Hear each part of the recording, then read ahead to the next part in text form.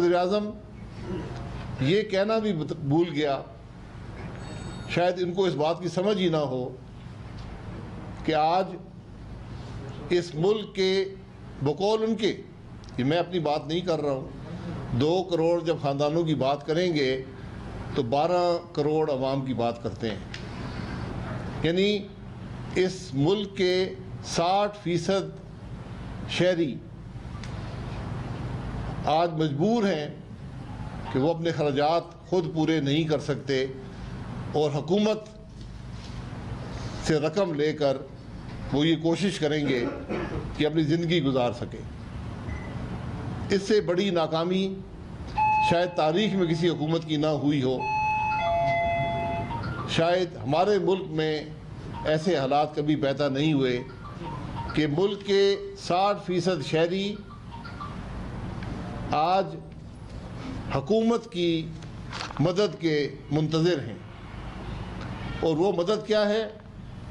923 روپے فی خاندان فی مہینہ 6 مہینے کے لیے، یعنی ہر مہینے 2000 خاندانوں 2 کروڑ خاندانوں کو 923 روپے ملیں گے۔ یہ ساری مدد ہے۔ اب میں آپ کے سامنے، جب سے یہ ریلیف پیکیج اناؤنس ہوا ہے، میں آپ کے سامنے چند گھریلو اشیاء رکھ دیتا ہوں، آپ خود ہی حساب لگا لیں۔ یہ یہاں آنے سے پہلے راستے میں ایک عام دکان سے ہم نے یہ اشیاء خورد و نوش خریدی ہیں۔ یہ چینی ہے 150 روپے کلو۔ یہ وزیر اعظم کے پیکیج سے پہلے یہ 120 روپے کلو بک رہی تھی، یعنی 30 روپے فی کلو چینی میں اضافہ ہو گیا اس پیکیج کے بعد۔ یہ آٹا ہے، تقریباً 5 کلو کا پیکٹ فی کلو 80 روپے۔ یہ آج کیفیت ہے آٹے کی ملک میں۔ یہ اس ریلیف پیکیج سے پہلے 70 روپے کے قریب یہ آٹا بک رہا تھا۔ جو گھی ہے یہ 360 روپے فی لیٹر ہو گیا ہے۔ یہ تقریباً 300 کچھ روپے ریلیف پیکیج سے پہلے تھا۔ یہ ان 3 دنوں کی بات میں کر رہا ہوں جب سے ریلیف پیکیج اناؤنس ہوا ہے۔ یہ پٹرول کا لیٹر ہے، یہ 145 روپے بڑھ چکا ہے جب سے ریلیف پیکیج اناؤنس ہوا ہے۔ یہ آج 146 روپے کے قریب فی لیٹر پٹرول بک رہا ہے، 8 روپے کچھ پیسے اضافہ کر دیا گیا ہے۔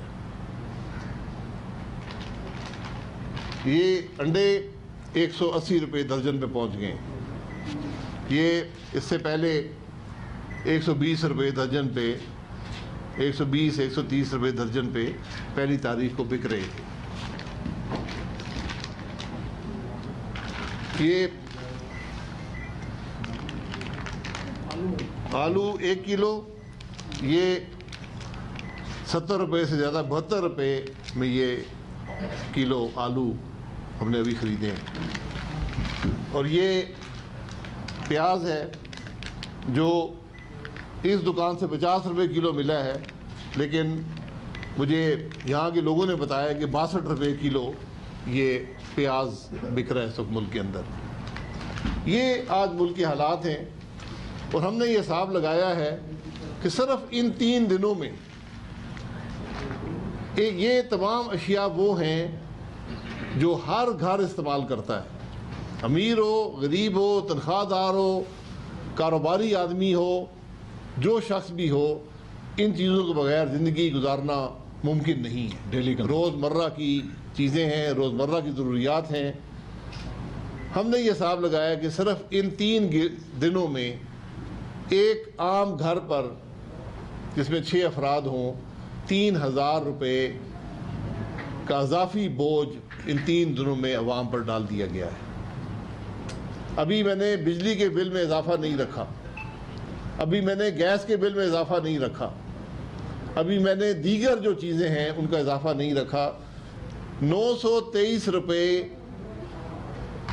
کا وعدہ، ابھی یہ صرف وعدہ ہے، فی گھر دیے جائیں گے، فی گھرانہ، اور آپ نے 3 دنوں میں بوجھ جو ہے وہ 3000 کا ڈال دیا ہے. یعنی لوگوں پر اگر یہ پیسے 923 روپے مل بھی گئے تو ان کو 277 روپے جو ہیں، 2077 روپے اضافی بوجھ ان 3 دنوں میں عمران خان نے پاکستان کے عوام پر ڈال دیا ہے. یہ آج اس ملک کے حالات ہیں، یہ اس حکومت کے حالات ہیں. اور سب سے جو ایک تشویشناک بات ہے کہ ملک کا وزیر اعظم جھوٹ بولتا ہے، اس کے وزراء جھوٹ بولتے ہیں. ہمیں بجٹ میں دکھائیں کون سی یہ 120 ارب بجٹ کے کون سے حصے سے آئے گا؟ کیا آپ کی اضافی آمدنی ہے؟ آپ کہاں سے کاٹ کر یہ 120 ارب پورا کریں گے؟ یہ سب تماش بینی ہے، صرف ایک دھوکہ ہے عوام کو دینے کے لیے. اور جو اضافی ٹیکس لگ رہے ہیں وہ 923 روپے سے بہت زیادہ ہیں. یہ کیفیت، یہ سوچ آج حکمرانوں کی ہے، یہ ناکامی اس حکومت کی ہے. کوئی حل اس کا ہے؟ جہاں پر اس کے حل کی بات ہو سکتی ہے وہ ایوان مفلوج ہیں اور جان بوجھ کر مفلوج کیے گئے ہیں. ہم مجبوراً آج پریس کانفرنس کر کے یہ مسئلہ عوام کے سامنے رکھ رہے ہیں کہ آج کوئی عوام کی بات کرنے والا نہیں ہے، عوام کی تکلیف کی بات کرنے والا نہیں ہے، مہنگائی کی بات کرنے والا نہیں ہے، غربت کی بات کرنے والا نہیں ہے. یہ کام اپوزیشن کا ہے، لیکن اپوزیشن اس ایوان میں کہاں بات کرے جہاں زبان بندی ہے. آج بمشکل خواجہ آصف صاحب نے قومی اسمبلی میں مہنگائی پر بات کی اور انہوں نے کہا کہ اس پر فوری طور پہ اس پر قومی اسمبلی میں بحث ہو. مہنگائی کے حل کے لیے ہم سب مل کر راستہ تلاش کریں. وزیر اعظم وہ آدمی ہے جس نے کل بھی تقریر میں کہا کہ میں چوروں سے ہاتھ نہیں ملاؤں گا. تو وزیر اعظم صاحب آپ کابینہ کے لوگوں سے ہاتھ کیسے ملاتے ہیں جو آج بھی 40% یہ چینی بنانے والے جو 3 دن میں 30 روپے بڑھی ہے کابینہ کی ٹیبل پر موجود ہیں، ڈاکہ ڈالنے والے کابینہ کی ٹیبل پر موجود ہیں، دوائیوں کا ڈاکہ ڈالنے والے کابینہ کی ٹیبل پر موجود ہیں. 3 سال سے زیادہ ہو گئے، آپ نے احتساب کر لیا ہے. اگر کچھ کرپشن ہوئی ہوتی پاکستان مسلم لیگ نون کی تو آپ کو مل چکی ہوتی. آپ ایک کیس کرپشن کا پاکستان مسلم لیگ نون کی حکومت پر نہیں بنا سکے کیونکہ کرپشن ہوئی نہیں ہے. اپنی چوری چھپانے کے لیے نیب کے آرڈیننس میں تبدیلی کی گئی. 6 دن میں 2 آرڈیننس جاری ہوئے اور روڈ آرڈیننس کا صرف مقصد یہ ہے کہ اپنی چوری کو استثناء دیا جائے. نیب کے چیئرمین کو جو غلامی کی حد تک آج حکومت کا اہلکار ہے اس کی ملازمت کو طول دی جائے. جج اپنی مرضی کے لگائے جائیں، ان کو ہائی کورٹ کے برابر تنخواہیں رشوت کے طور پر دی جائیں. چیئرمین نیب کو حکومت کسی وقت چاہے نکال سکتی ہے. یہ قانون بنایا جا رہا ہے ملک میں، یہ قانون بنانے کی کوشش ہے. عوام کے مسائل یہ سب یہاں پڑے ہوئے ہیں، اس کی پرواہ حکومت کو نہیں ہے. الزامات لگاتے ہوئے وزیر اعظم کو شرم نہیں آتی.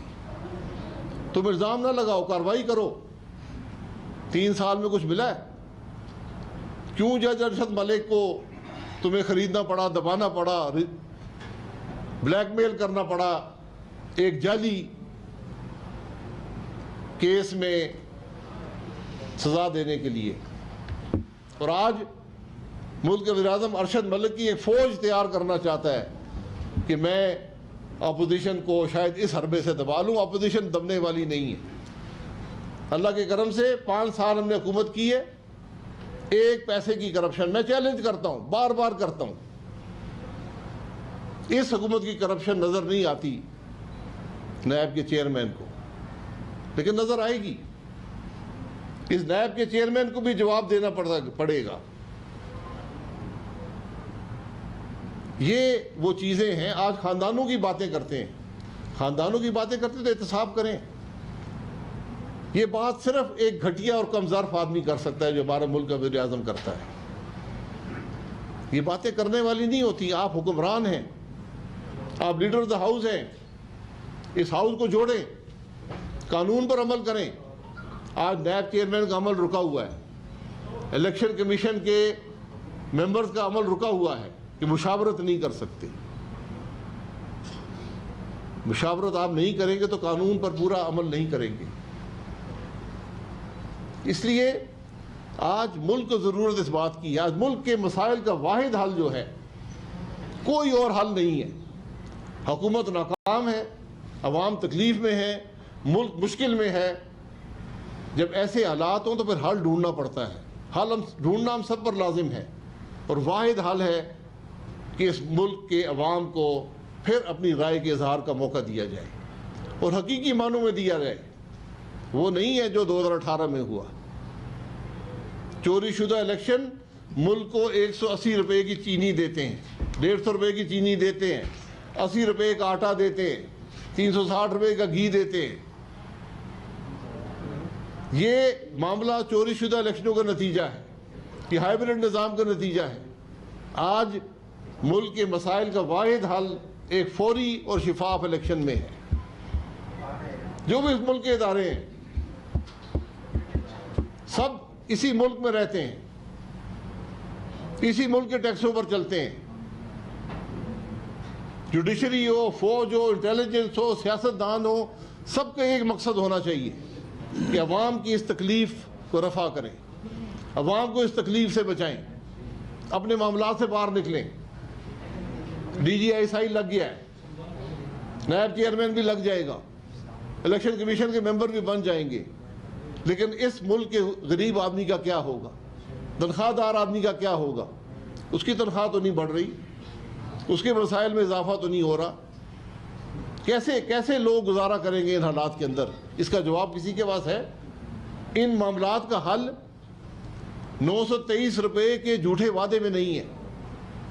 ان مسائل کا حل ملک کو ترقی دینے میں ہے، ملک کی معیشت کو مضبوط کرنے میں ہے، روپے کو مضبوط کرنے میں ہے، ملک کے حالات درست کرنے میں ہے، ملک میں نفاق کو ختم کرنے میں ہے، ملک کی سیاست کو مضبوط کرنے میں ہے، اور کوئی راستہ نہیں ہے۔ یہ باتیں آپ کے سامنے رکھنی تھی اسد صاحب۔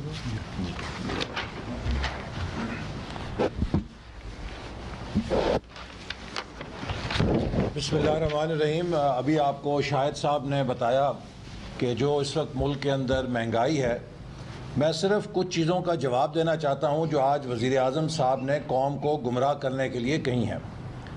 پہلی بات یہ ہے کہ جو پیٹرول اور ڈیزل کی قیمتوں میں اضافہ کیا گیا ہے، اس کا کسی بھی صورت عالمی منڈیوں میں قیمتوں میں اضافے سے تعلق نہیں ہے، کوئی تناسب نہیں ہے۔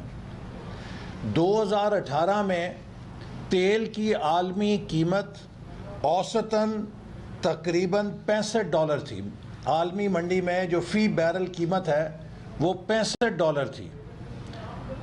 2021 میں تیل کی اوسط قیمت عالمی منڈی میں $67 رہی ہے، یعنی کہ اوسطاً تقریباً اس عرصے میں تیل کی قیمت میں صرف $2 اضافہ ہوا ہے۔ اس کے اندر اتار چڑھاؤ ہوتا رہتا ہے، لیکن اگر آپ ایوریج پرائس لیں تو ایوریج پرائس 2018 میں $65 تھی اور 2021 میں $67 ہے۔ یہ تقریباً 3% فرق پڑتا ہے۔ لیکن حکومت نے ان 3 سالوں میں، مئی 2018 میں ہم نے پیٹرول کی قیمت چھوڑی تھی $87.70، وہ آج ہو گئی ہے $145.82، 66% اضافہ ہے۔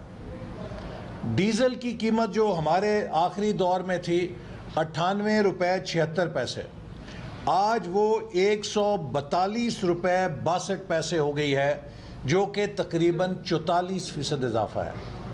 اب آپ یہ دیکھیے کہ دنیا میں تیل کی مصنوعات یا تیل کی قیمت میں 3% اضافہ ہوتا ہے اوسطاً، ہمارے ہاں یہ 66 اور 44% پیٹرول اور ڈیزل کی قیمت میں اضافہ کر دیا جاتا ہے۔ یہ کیوں ہے؟ اس کی اصل وجہ وہ ڈیویلیویشن ہے کہ جو 31 مئی کو پاکستانی روپیہ 115 روپے پہ تھا، اسے لڑکا کے 175 پہ ڈال دیا گیا۔ ابھی آج نہیں پتا 172 ہوگا 175 ہوگا، لیکن یہ جو تقریباً 50% کے قریب ڈیویلیویشن ہوئی ہے، یہ ڈیویلیویشن ذمہ دار ہے مہنگائی کی سونامی کی، اور اس ڈیویلیویشن کا تعلق کسی بین الاقوامی مسئلے سے نہیں ہے۔ اس ڈیویلیویشن کا روپے کی گراوٹ کا 100% نہیں 500% تعلق حکومت کی نااہلی، نالائکی اور غلط فیصلوں کے ساتھ ہے۔ ہر وہ چیز جو پاکستان ڈالرز میں درآمد کرتا ہے، اس کی قیمت کئی گنا بڑھ چکی ہے، اور جب آپ پٹرول اور ڈیزل کی قیمت میں اضافہ کریں گے، لا محالہ اس سے آپ کے ملک کے اندر بجلی اور گیس کی قیمت میں اضافہ ہوگا۔ یہ ایک چین ہے، جب بجلی اور گیس میں اضافہ ہوگا تو ہر پروڈکشن کی چیز میں اضافہ ہو جائے گا، ہر ٹرانسپورٹ میں اضافہ ہو جائے گا، لہذا ایک مہنگائی کا سونامی ہے جو آتا ہے۔ اس لیے آپ دیکھیے کہ ہمارے ہمسایہ ملک میں، بھارت میں کل انہوں نے پٹرول 5 روپے لیٹر اور ڈیزل 10 روپے لیٹر ڈیوٹیز کم کر کے سستا کیا ہے تاکہ اکانومی کو بوسٹ دیا جا سکے، عام آدمی کو ریلیف دیا جا سکے۔ ہمارے ملک میں ڈیوٹیوں کو بڑھا کے لوگوں کا خون چوسنے کے لیے مزید ان کے اوپر 8 روپے فی لیٹر اضافہ رات کے اندھیرے میں کر کے ایک مہنگائی کا نیا پہاڑ پھینک دیا گیا۔ آج اسی طرح وزیر اعظم صاحب نے کہا کہ ہماری پہلی حکومت ہے جو لانگ ٹرم پلاننگ کر رہی ہے۔ میں وہ ان کا بیان سن کے مجھے سمجھ نہیں آئی کہ میں ہنسوں یا روؤں۔ ہماری حکومت نے ویژن 2025 بنایا، پاکستان کی ترقی کا منصوبہ بنایا، جس پر ہم کامیابی سے چل رہے تھے۔ دنیا کہہ رہی تھی کہ اگر پاکستان اس رفتار سے چلا تو 2030 تک یہ ٹاپ 20 اکانومیز میں آ جائے گا۔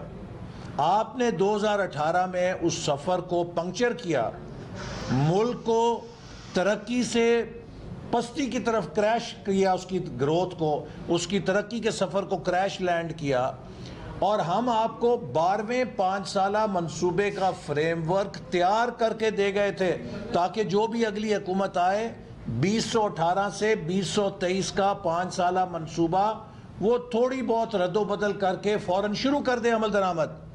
آج 3 سال ہو گئے ہیں، 12واں 5 سالہ منصوبہ آپ منظور نہیں کر سکے، اسے فائنل نہیں کر سکے۔ 5 سالہ منصوبہ تو دور کی بات ہے، آپ کے پاس تو 5 دن کا پلان نہیں ہے پاکستان کیسے چلانا ہے۔ آپ کہتے ہیں ہم نے لانگ ٹرم پلاننگ کی ہے، کیا کی ہے؟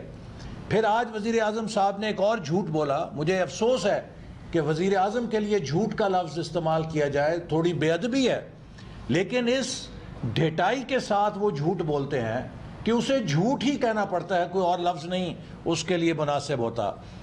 کیا فرماتے ہیں کہ ہماری پہلی حکومت ہے کہ جو مستقبل کے لیے منصوبے بنا رہی ہے، ہم نے 3 ڈیم شروع کیے ہیں۔